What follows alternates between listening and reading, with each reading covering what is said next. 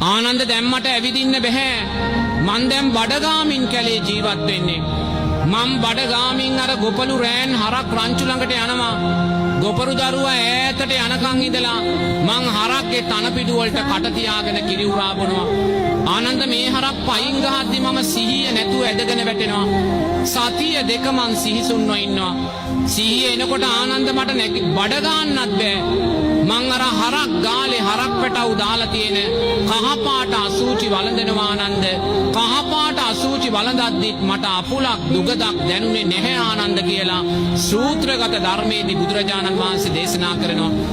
ඉනම් බලන්න අර හරක් පැටවු දාපු කහපාට අසූචි වළඳද්දිත් බෝධිසත්වයින්ට අපුලක් දුගදක් නොදැනුනේ ඇයි පිංගතුනි?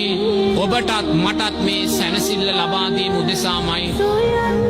ඉන්පසුව උන්වහන්සේ දකිනවා දුක තුලින් දුක ජය ගන්න බැහැ කියලා. උන්වහන්සේ මධ්‍යම ප්‍රතිපදාවට එනවා. ජයශ්‍රී මහා බෝධි මූලේ වාඩි වෙලා අර සුජාතාවගේ කිරිපිඩු දාණය වළඳලා ජයශ්‍රී මහා බෝධි මූලේ වාඩි වෙලා චිත්තයක් අදිෂ්ඨානයක් ඇති කර ගන්නවා. මොකක්ද මේ චිත්තය පිංගතුනි? මාගේ ලේ මස් සම් මැටනහර වියලේවා මම සම්මා සම්බුද්ධ රාජ්‍ය අවබෝධයෙන් තොරව නැගිටින්නේ නැහැ කියලා. මොකක්ද මේ බෝධිසත්වය කරන්නේ පිංගතුනි? ජයශ්‍රී මහා බෝධි මූලෙදී බෝධිසත්වයෝ ජීවිතේ මරණයට දැම්ම පිංගතුනි. ජීවිතේ මරණයට දැම්මා කියන්නේ රූප වේදනා සංඥා සංකාර විඥානයන් කෙරෙහි තියෙන තෘෂ්ණාව අතහැරියා. ජීවිතේ මරණයට දාද්දී පංච උපාදානස්කන්ධය කෙරෙහි තෘෂ්ණාව අතහැරෙද්දී අන්න චතුරාර්ය සත්‍ය සම්මා සම්බුද්ධ රාජ්‍යයත් අවබෝධ කරගන්නවා. එනම් බෝධිසත්වයින් ජයශ්‍රී මහා බෝධි මූලෙදී උතුම් චතුරාර්ය සත්‍ය අවබෝධ කරන්නේ සම්මා සම්බුද්ධ ඥානය අවබෝධ කරන්නේ ජීවිතේ මරණයට දාලා පිංගතුනි. ජීවිතේ මරණයට දාලා ලැබුවා වූ අවබෝධයක ඵලයකුයි ඔබත් මමත් මේ අත්විඳින්නේ. එහෙනම් ඔබ දැස් දෙක පියාගෙන මොහොතක් දකින්න.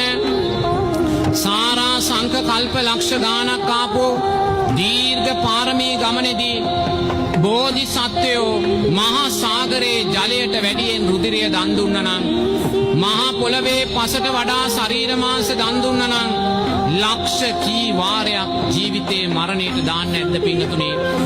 ලක්ෂ කී වාරයක් ජීවිතේ මරණයට දාලා ලැබුවා වූ අවබෝධයක සුන්දර වූ විහිරද්ද ඵලයක්ද අපි මේ මොහොතේ ලබන්නේ පිංගතුනි?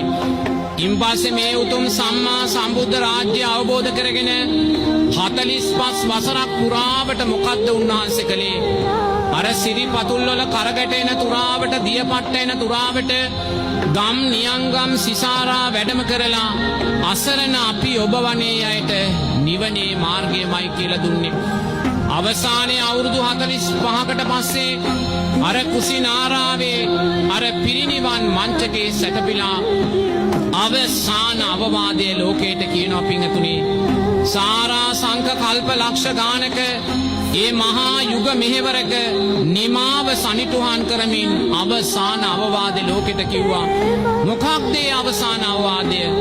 මහණෙනි, සියලු සංස්කාරයෝ අනිත්‍යයි මහණෙනි. සියලු සංස්කාරයෝ කියන්නේ මොකක්ද?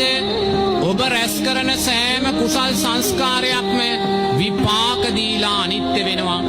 ඔබ රැස් කරන්නා වූ සෑම අකුසල් සංස්කාරයක්ම විපාක දීලා අනිත්‍ය වෙනවා. ඒ නිසා මහණෙනි, මේ අනිත්‍ය වෙන සංස්කාරයන්ට බැඳෙන්න එපා.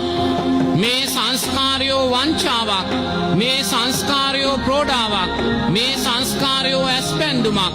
සාරා සංක කල්ප ලක්ෂ සියක් කෝටි ප්‍රකෝටි ගානක් සම්මා සම්බුද්ධ ශාසන දසදහස් ගානක් මේ සංස්කාරයන් විසින් ඔබට අහිමි කරලා තියෙනවා. මේ සංස්කාරයන් නිත්‍යභාවයෙන් ගැනීම නිසාම අපි නැවත අනිත්‍ය වූ සංස්කාරයන්ට බැඳීමෙන් භවය සකස් කර ගන්නවා. ඒ නිසා පින්වතුන්ලාගේ හෘද සාක්ෂියට තට්ටු කරලා අහන්න. ලෞතුරා බුදුරජාණන් වහන්සේ අවසාන අවවාදයේ හැටියට අපිට කළා වූ අවවාදයේ තුල ඔබ වර්තමානයේ ඉන්නවාද කියලා ඔබේ හෘද සාක්ෂියට තට්ටු කරලා අහන්න. ඔබ මේ මොහොතේ පින්කමක් කරලා ඒ සංස්කාරයන්ට බැඳෙනවා නේද? ඔබ මේ මොහොතේ පින්කමක් කරලා නැවත දිව්‍ය මනුස්ස ආත්මභාවයන් ප්‍රාර්ථනා කරනවා නේද? ඔබ මේ මොහොතේ මෙතේ බුදුන් දැක නිවන් දකින්න හිතනවා නේද? මේ සෑම මොහොතකම ඔබ බුදුරජාණන් වහන්සේට අකීකරුණා වූ දරුවෙක් බවටයි පත් වෙන්නේ.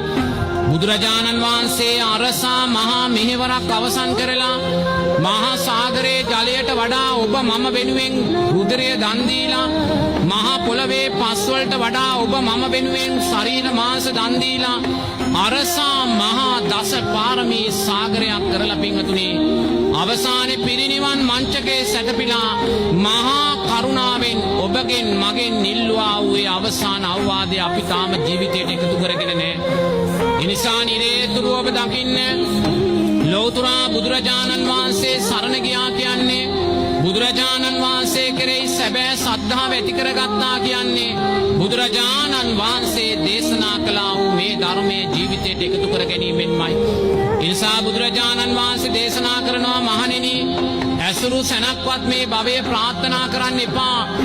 මේ භවයේ ප්‍රාර්ථනා කරන්න එපා. හිස ගිනිගත්තේ ඒ ගිනි නිවන්නේ යම්සේද මේ භව ගින්දර නිවා ගන්න කියලා.